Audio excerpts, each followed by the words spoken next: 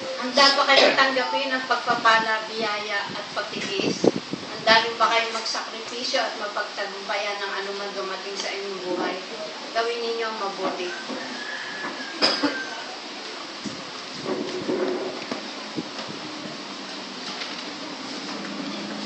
Ang pag-ibig ko ay sumasa inyo.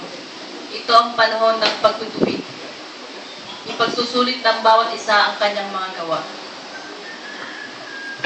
Good morning mga kapatid. Thank you, Lord. Have you felt the power of the Spirit? Yung Shekinah glory? Hindi nyo ba naramdaman yun?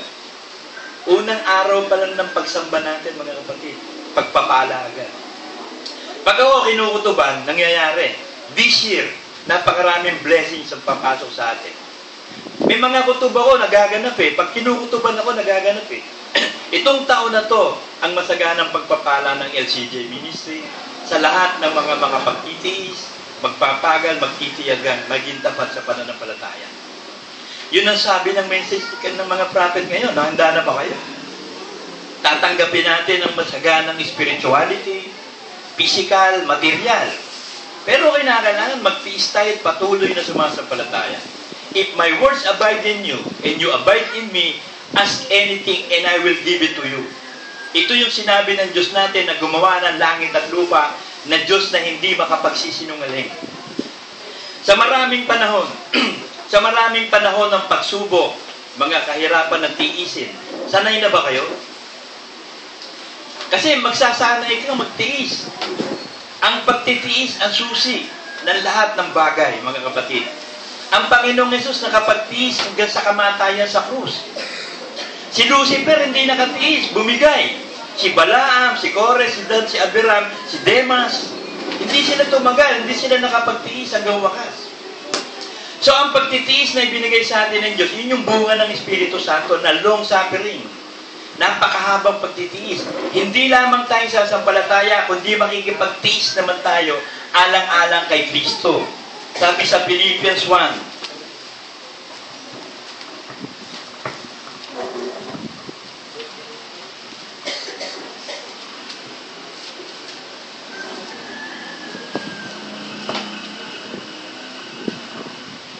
Philippians 1:29.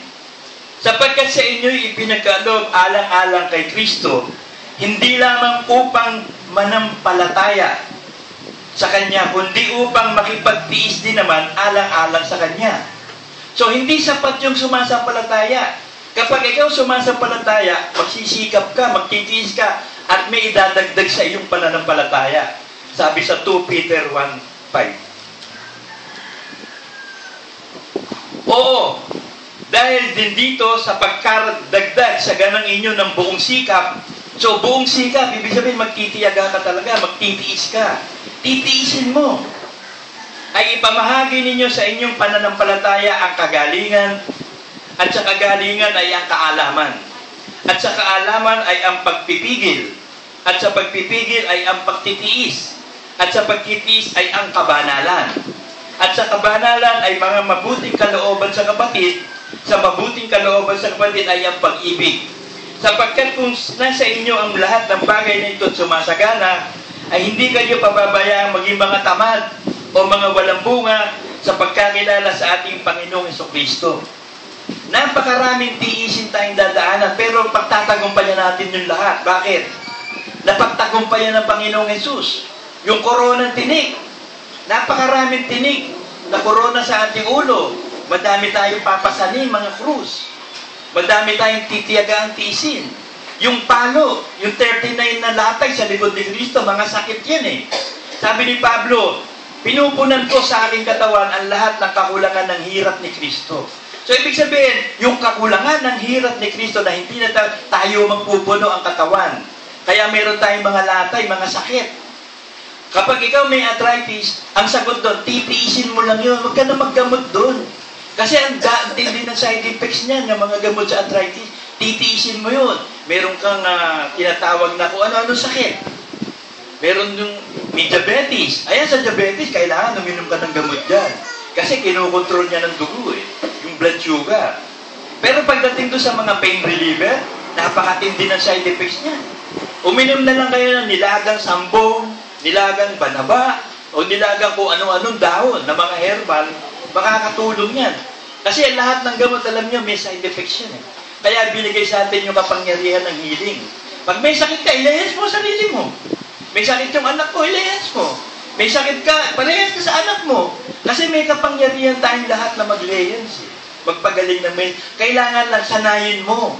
Kung paano tayo sinasanay sa pagtitiis, sanayan mo rin na sarili mo sa kapangyarihan. Magsanay ka. Yan nga sabi sa akin ni Brother Manny. Eto, Larry, instruction ko sa'yo. Pagdating ng worship, tapos kayo sa worship, lagi kang maglelehens. Tumatalab man o hindi, sumasampalataya man o hindi yung nilelehens mo, yun ang magti-trigger masasanay din kayo. Kaya kita nyo, lagi tayo naglelehens dito pag linggo, lumapit ka sa kapatid mo. Palehens ka. Kasi may kapangyarihan Lalo itong 2014 na to, mga kapatid. Iba yung nararamdaman kong kutod. Masaganang pagpapala talaga ito darating. Sa 2014, kailangan lang makipagtiis tayo sa Kanya. Sabi sa James 1:12,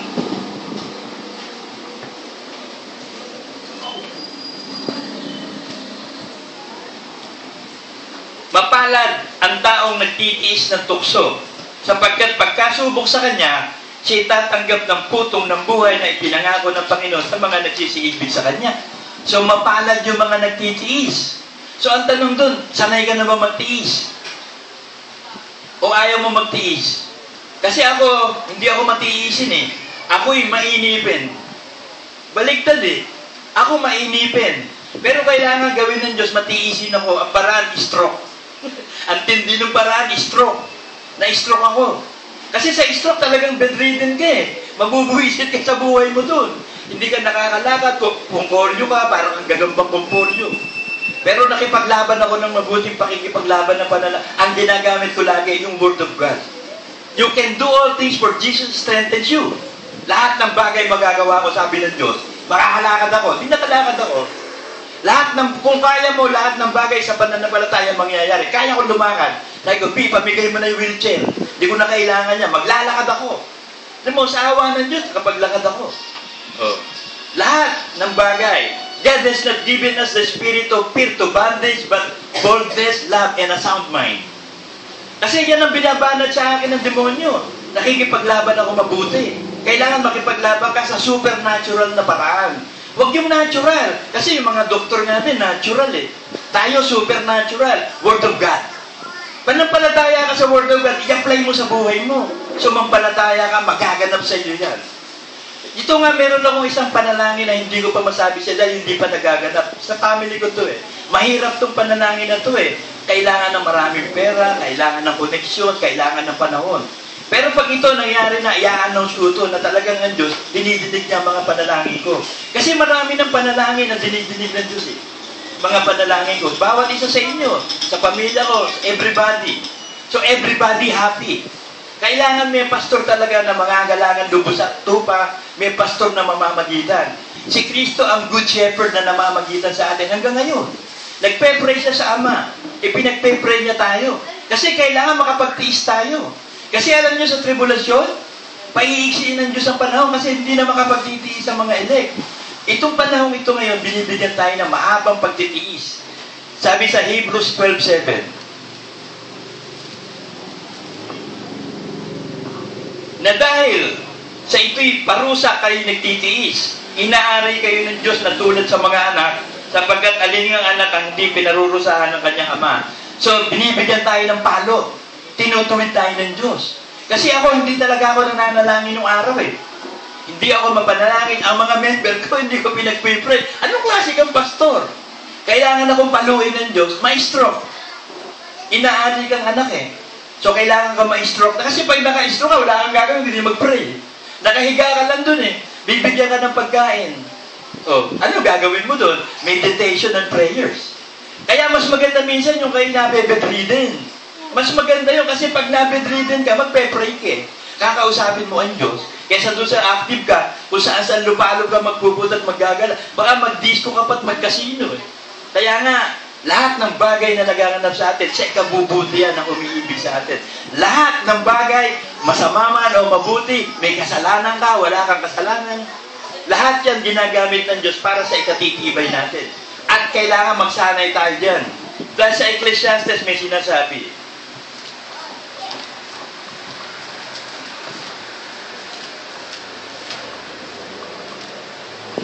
Ecclesiastes 1:13, at inihilig ko ang ating puso na hanapin at siyasatin sa pamamagitan ng karunungan ang lahat na nagawa sa silong ng langit. Mahirap na pagdarandam na ito ang ibinigay ng Diyos sa mga anak ng mga tao upang pagsanayan. So, ang buhay sa lupa, ito yung nabubulok na sistema ng mundo. Puro kahirapan at kapighatian dito. So, yung mga kahirapan at kapighatian na yan, yan ang gagamitin ng Diyos para magsanay tayo dito sa hirap. Sa kapighatian at pagtitiis, katulad ni Kristo. Na mararanasan natin yung koronang tinik. Mararanasan natin yung buhat ng krus. Yung latay na 30 yung humiliation, yung pag-uusig, pagsasalita ng masama, pag-aglahin, pagka-aglahin sa atin, ipipersecut ka. Kung ano ang nangyari sa katawan ni Kristo, yun ang mangyayari sa atin dahil tayo katawan ni Kristo. Pero cheer up, sabi ni Kristo, nagtagumpay ako, tagumpay kayo. Cheer up, sabi sa John 16.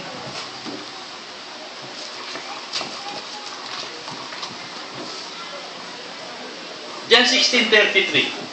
Ang mga bagay na ito'y sinasalita ko sa inyo upang kayo'y magkaroon sa akin ng kapayapaan. Sa sanglibutan, mayroon kayong kapighatian. Kasi tao tayo eh. Hindi maaalis na maraming bakterya, maraming virus dito sa mundo ito. Infected eh. Magkakaroon ka ng sakit. Kaya may kapighatian tayo sa katawan eh. Life begins at 40. Sabi nila, totoo yun. Life of sickness begins at 40. Pag tungtong mo ng 40, mauubos na yung ngipin mo. Malalagas na yung buhok mo, puputi na yung buhok mo, lalabo na ang mata mo, magsasalamin ka. Tapos humihina na ang tuhod mo, nanginginig na. Takot ka na sa mga heights. Pagtawid sa karsada, parang firme kang masasagasaan. Yan ang simula ng buhay, ng kahirapan at the age of 40. Kaya totoo yung sinasabi na life begins of 40. Sickness, mga kahirapan. Titiisin natin yan. Ang susi dyan, tiisin mo. Kasi binigyan ka ng mahabang pagtitiis. Titiisin mo lang lahat ng nagaganap sa iyo bilang isang Kristiyano. Ngunit lakasan ninyo ang inyong loob, aking dinaigang sanlibutan. Cheer up! Let's make a toast. Cheers! Sabi ng Panginoon, cheer up! Nagtagumpay ako, tagumpay kayo. Kasama natin ng Panginoon eh. Ang bumubuhat ng krus natin, siya. Kasama natin siyang bumubuhat ng krus. Tinutulungan tayo araw-araw, sabi sa Psalm. At araw-araw nasusulat sa aklat ng buhay ang gawa ng Diyos sa atin. So, ang susi lang dito, mga kapatid, pag-aralan mo masanay na magtiis. Pag na-desisyonan mo na yan, na-desisyonan mo na sa sarili mo na, magtitiis ako hanggang wakas. Susunod ako sa Panginoon hanggang kamatayan. Di ba yun ang nangyari kay Jesus Christ? Sabi niya, Ama, pwede ba itong sarong to? Yun yung cup of suffering eh. Titiisin niya yun. Sabi niya, hindi, sige. Yung kalooban mo, Ama, titiisin ko. Pwede ba, Pastor, itong mga tiisin ito? Hindi pwede. Kaya sabi niya, cheer up eh, nagtagumpay ako. So, tagumpay tayo. At saka, alam nyo, ako adventurous din ako nung araw eh. Adventurous ang Kristiyano. Kapag merong mga thrill nga, gusto ko may thrill eh. Ang buhay natin, puno-puno ng thrill, tsaka adventure. Kasi ang kalaban natin, galit na galit. Nagre-rebelde. Alam nyo, napakadelikado ng panahon ngayon. Huwag kayong tatambay. Alam nyo sa Facebook, meron doon pinapanood si Peter sa akin, nakasakay sa kotse, may lumabas, mga 5 lalaki, puro itak. Kapag ako nanonood ng sine, pelikula, okay lang yung pinuputol ng ulo. Pero pag pinapanood mo na yung True to Life, sakit sa ulo. Pero tiniis kong panoorin at tapusin, talagang walang tigil ng pagtaga. Kung kaya nyo panoorin, panoorin nyo. Pag hindi nyo kaya, huwag nyo panoorin. Tiniis ko talaga, sakit sa ulo. Tinataga sa ulo, sa katawan. Baksak na yung tao. Duguan, ewan ko namatay yun. Nasa CCTV, pero tingin ko hindi sa Pilipinas eh. Tingin ko sa bandang Middle East eh. Parang mga recruit ng Al-Qaeda. Biray mo, eksakto yung mga itak nila, ang haba, tatanas. Biglang lumabas sa kotse, 5, pinagtataga lahat ng mga tataga. Ganon ngayon, mga kapatid. Bigla na lang may raratrat, may magmamasakyan. Ganon ngayon, bakit? Naguhurmitado si Satanas. Kaunting panahon na lang. Kaya kailangan mag-commit na tayo bilang tunay na Kristiyano. Wala nang lalalabing panahon, hindi mo alam eh. Kaya pinag-iingat tayo sa huling panahon ito. Magtiyaga tayo maghintay sa Panginoong Yesus na nagkakaisa sa pananampalataya. Si Job, alam niyo si Job, napakatindi ni Job, napakabuting tao nito, righteous to eh. Walang kasalanan nito, pero dumaan sa napakatinding hirap at pagsubok at tiisin. Mula ulo hanggang paa. Biruin mo, meron siyang boils. Meron siyang sakit sa balat na nagbo-boils, maantak yun. Wala namang gagamot sa kanya no na antibiotic, o maghihiruin, o magsasaksak ng morphine, o i-snip ng cocaine. Wala nun eh. Tiniis ni Job lahat yun. Nung matiis ni Job yun, pinagpala siya. Kaya sabi sa James 5:11,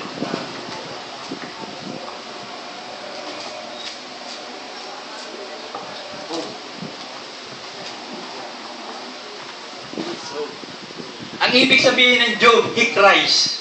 Yun ang meaning ng Job eh, he cries. Umiiyak siya talaga sa Diyos. Pero yun ba naman, sabi niya, bakit ganito, Panginoon, kung saan hinahanap mo yung kamatayan, hindi mo gusto na rin niyang mamatay sa hirap eh. Bakit ganito, Panginoon?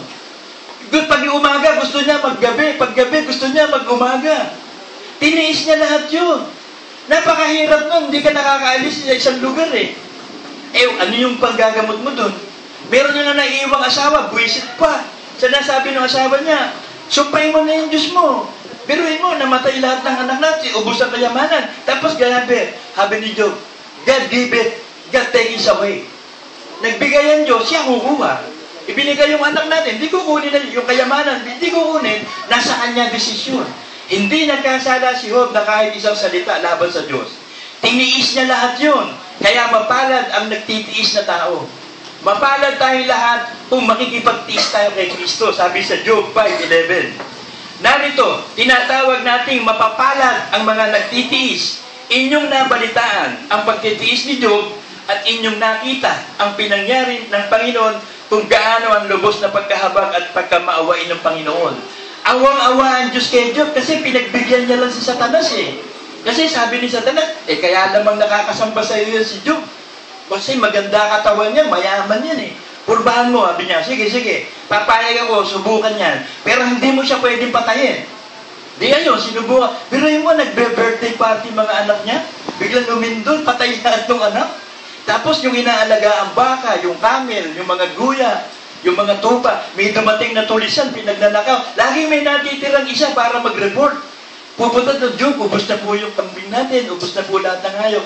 Job, yung pong inyong mga anak, patay ng lahat. Biruin mo yung mga balitang yan. Pero natiis ni Job lahat yan. Si Jeremiah, the weeping prophet, tiniis ni Jeremiah lahat yan. Si Jacob, yung kanyang balae, father-in-law, nilolo ko siya, tiniis niya yun. Nagsinungaling yung mga anak niya na si Joseph, patay na daw, kinain na. Pero nung pala, dinala ng Diyos sa Egypt. Tiniis ni Job yun. Ang daming tiisin ng mga manong. Si Moses, nabuhay talaga yan ng marangya. Kasi first 40 years niya, talaga nabuhay siya sa Egypt, prinsipe.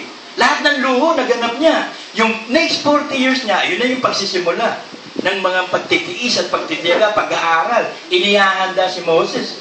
Napakaraming tiisin ni Moses. Yung next 40 years niya, paglilingkod na sa Diyos. So yun yung kakumpletuhan ng buhay eh. First 40 years, okay, gawin mo lahat ng gusto mo. Magsaya ka sa lahat ng gusto mo. Yung next 40 years mo, tatawagin ka ng Diyos, ihahanda ka sa kabanalan, sa paglilingkod. Pag naihanda ka na, maglilingkod ka na sa Diyos all the rest of your life. Yun ang 120 years na ibinigay ng Diyos sa tao. Kaya sabi niya, hanggang 120 years lang ang edad ng tao. Si Moses, alam nyo, hindi nang hina, hindi lumabo mata. Pinatay siya ng Diyos ng Word of God.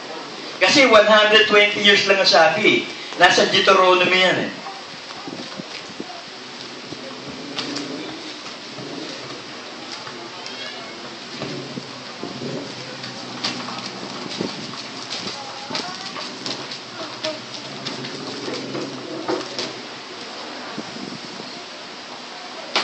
Deuteronomy 34:7. Ito sabi ng Diyos. At si Moses ay may 120 taon, gulang nang siya'y mamatay. Ang kanyang matay hindi lumabo. Ako nung araw, 20/20 vision ko. Nung panahon ng kagaguhan ko nung araw, walang ginawa araw-araw. From 13 years old up to 28 years old, walang ginawa kundi umitit ng marijuana, tumira ng lahat ng uri ng drugs. Kahit yung mga kapsiro, pinag-aalo-halo namin, sinishake namin para lang tamaan. Pero ang shabu, hindi ko tinira. Iba yung shabu, chemical na iba yun eh. Makakaungas yun eh. Cocaine, pwede. Pero yung shabu, hindi ko, alam nyo, bago ako mag-drugs, tinitignan ko muna ang contest, ano ba effective? Puro hallucinogen.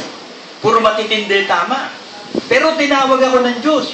Nung ma-realize ko na puro kagaguhan ang ginagawa ko, parang yung The Beatles. Wala silang ginawa, hindi mag-Hare Krishna. Na-realize, ano ba kagaguhan to? Let's give peace a chance. Ito naman si George Harrison, yung While My Guitar Gently Sleeps, tinatamad na siya tumugtog. Kaya niya, ibinigay niya lahat sa Hare Krishna, lahat ng kayamanan niya. Akala niya, okay yun eh. Hanggang sa namatay siya ng cancer. Si John Lennon, namatay niyang maaga, 35 years old. So, ibig sabihin, lahat ng ito, mga kapatid, lahat ng mga biyaya at kayamanan sa mundo, mawawala yan eh.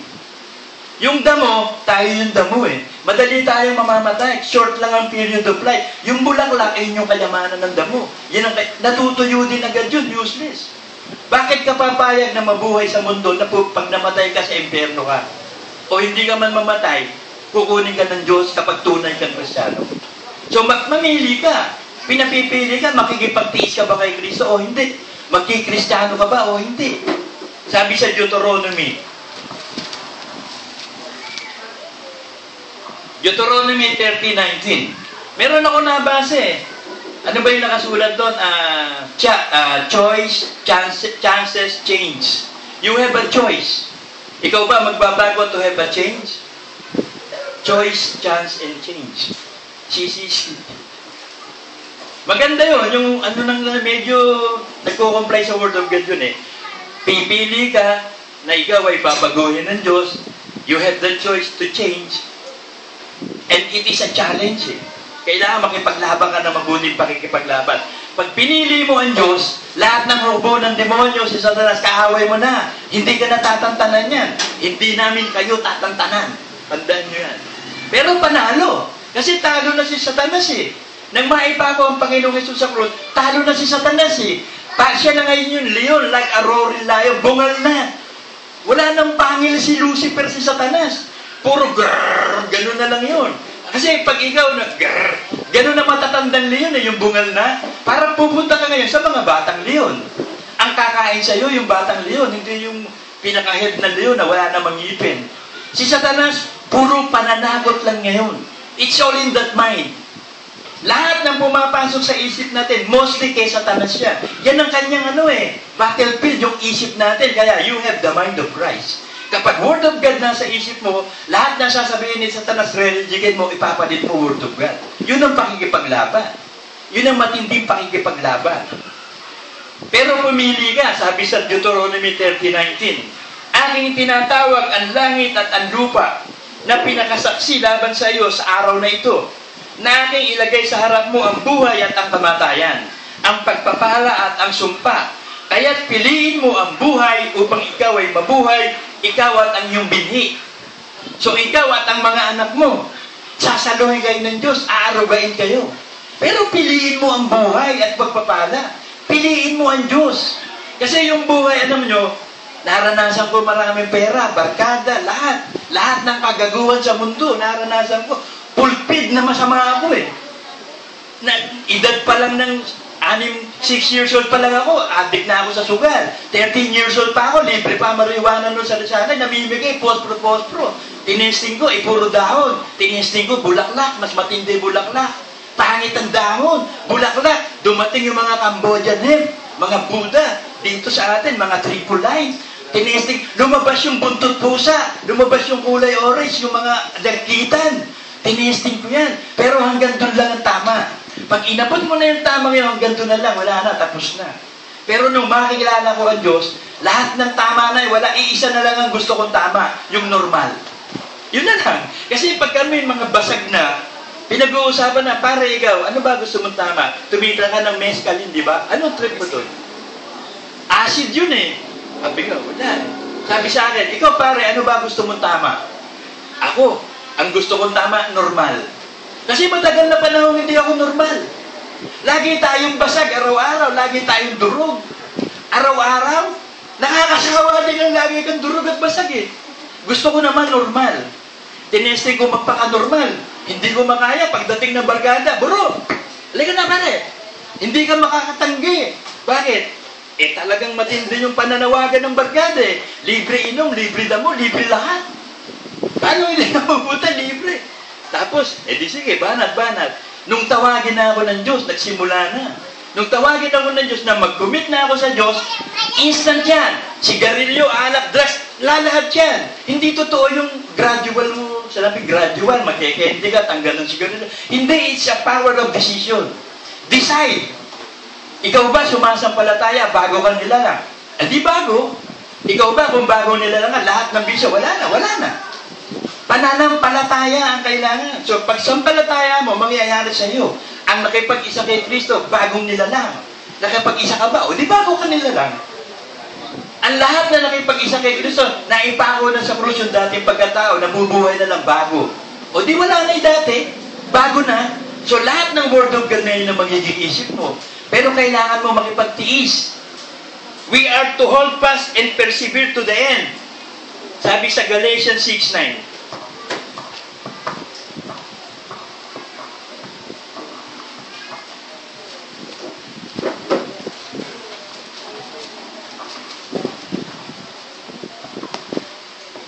At huwag tayo mapagod sa paggawa ng mabuti. Sapagkat sa kapanahunan magsisipag-ani tayo kung hindi tayo manghihimagod. So, bawal ang mapagod. Bawal dito, puro tayo work, labor, we have to labor. Kailangan tayo magtrabaho, magsikap, magpagal. Tsaka na yung pahinga. Doon sa langit yan. Hindi titigil ang demonyo. Hindi nga nagpapahinga yung demonyo. Hindi rin nagpapahinga ang Diyos. Ng pagsubaybay sa atin, pagsuporta, ganon din ang demonyo. So kung tayo mabubuhay na sa Diyos, we are like spirit. Hindi ka na magagalaw ng natural. Spirit, ano ba yung spirit? Hindi nakikita, hangin. Hindi mo nakikita, pero may hangin. Di ba? Tingnan mo, may hangin. Pag gumalaw yung dahon, may hangin. Pero hindi mo nakikita. Ganon din ang Diyos eh. Hindi natin, pero gumagawa. So manampalataya ka mangyayari. We are spirit, hindi ka na kayang galawin ng material. Yung spirit, spirit at buhay, Word of God yun eh. Ang Word of God ay spirit at buhay. So kung mabubuhay ka sa Word of God, hindi ka na magagalaw ng natural. Purbahan mo suntukin mo yung hangin. Tingnan mo, kung magalaw mo yung hangin, suntukin mo, sampalin mo kaya. Purutin mo yung hangin. O ibig sabihin, hindi nagagalaw ng material, di ba? So kung mabubuhay tayo sa Word of God, hindi na tayo magagalaw ng material things. Steady na ang pamumuhay natin. Pero nandiyan pa kasi yung kalaban, kaya nagagalaw tayo eh. Pero sa millennium period, wala si Satanas eh. Kaya mabubuko nun kaagad kung sino yung masuwain at rebelde. Kaya patay ka agad eh. Pagdating sa millennium period, si Satanas ikukulong ng 1,000 taon.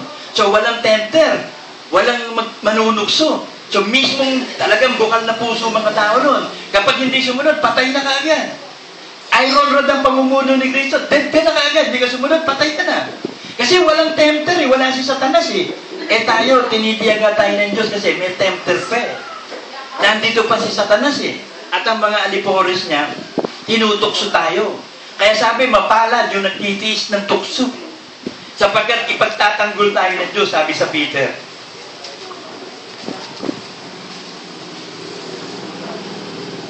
Sabi sa 2 Peter 2:9, ang Panginoon ay marunong magligtas ng mga banal sa tukso at maglaan ng mga di matuwid sa ilalim ng parusa hanggang sa araw ng paghuhukom. Kaya tayo nagtutukso kasi nga kung pumapayag tayong magtukso. Kaya nandun ang tulong ng Diyos, tinutulungan niya tayo. Watch and pray that you will not fall into temptation.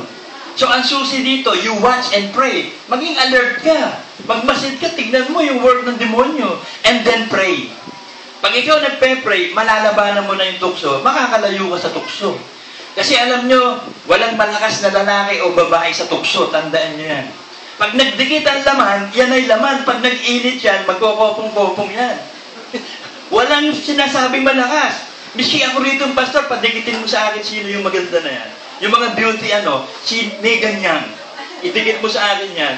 Eh kapag dumikit ako dyan, iba na mangyayari. Ang dapat dyan, layuan. Kaya sabi, mali yung kantang, o tukso, layuan. Hindi. O tukso, lalayuan kita. Hindi yung tukso, layuan mo ako. Hindi lalayo si Satanas. Araw-araw nakadikit yan eh. Araw-araw tayo tinutukso, mayat maya. So ang gagawin natin, lalayo tayo sa lahat ng uri ng kasamaan. Lalo sa panahon ngayon. Huwag kayong tatambay sa paligid. Delikado pagtambay sa paligid ngayon. Pagkatatagain na lang kayo, raratrating kayo bigla. Dito, meron dito sa amin ganyan. Meron danger dito sa amin ganyan. Ang bumabanat, kung katulad ng mga Arabyano na mga Muslim. Alam nyo kasi yung Muslim, ang paniniwala nila, pag nakapatay pa sila, okay sila sa Diyos.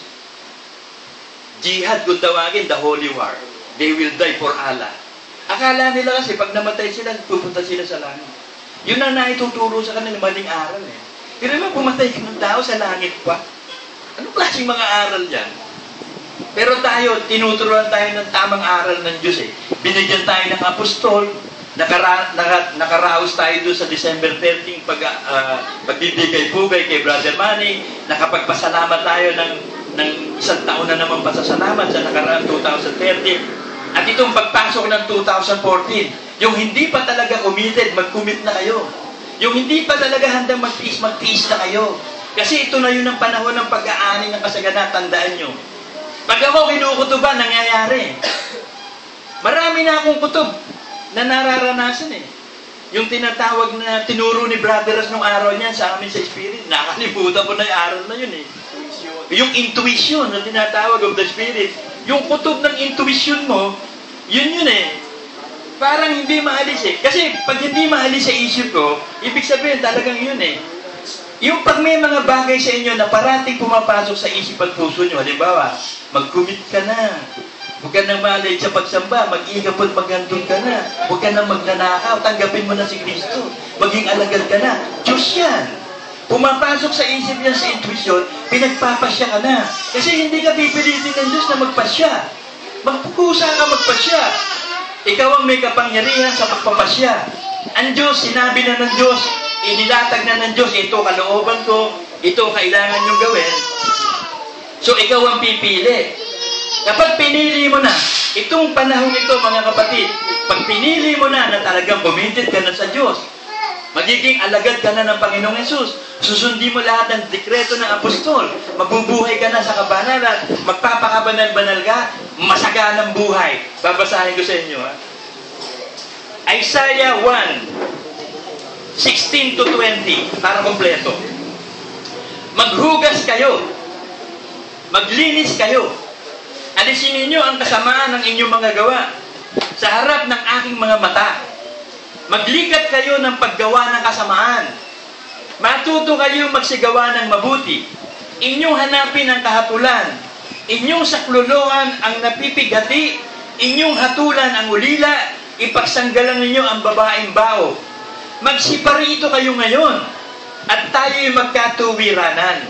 Sabi ng Panginoon, bagamat ang inyong mga kasalanan ay maging tila mapula, ay magiging mapuputi na parang nyebe. Bagamat maging mapulang gaya ng matingkad na pula, scarlet. Yung matingkad na mapula, mas matingkad pa doon sa pula na yun, na sombrero nito. Scarlet yun, sobrang tingkad ng pula. Ang sabi niya, ay magiging parang balahibo ng tupa. Yung balahibo ng tupa sa New Zealand, huwag yung balahibo ng tupa dito sa crossing. Kulay, gray eh. Yung balahibo ng tupa dun eh. Parang kambing na figura ng tupa.